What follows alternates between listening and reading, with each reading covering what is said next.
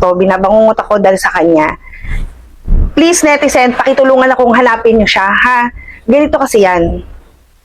Okay, ito siya.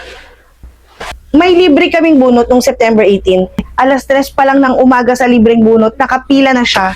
Siya ang number 1 sa libreng bunot. So, hindi siya qualified sa libreng bunot. Kasi mga kababayan, wala na po siyang bulok ng ngipin. Pustiso na lang yung kailangan niya.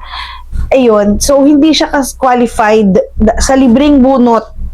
Opo. Matanghali na nito, nakapila pa rin siya. Sabi ko, teka lang si dad may nag-aantay pa sa akin, pero syempre nagpapanik na kami, ang daming tao.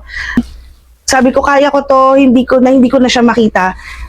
Pero hindi, iniisip pa rin kita kahit madaling araw, binabangungot mo ako, nagigising ako ng 3:30, 3 o'clock, ikaw yung napupunta sa isip ko. I think, ilaban natin yung denture mo, dad. Ibigay natin yung free denture mo kasi makisig mo na talagang pumila ka noong umaga. So, patulogin mo na ako, dad. Pumunta ka na. Bibigyan kita ng free denture. Pakisabi po sa kanya, pakihanap, netizens. Asking you a favor na hanapin nyo ang daddy na ito, singer siya. Kailangan niya daw ng pustiso dahil kakanta na siya. So, dad, magpakita ka na sa akin, ha? Sorry. Mga netizens, please, message dad. Kung kakilala nyo siya, kalabitin nyo naman kung malapit kayo sa kanya. Bumalik siya sa akin. So dad, salamat sa pagpila mo ng 3 a.m.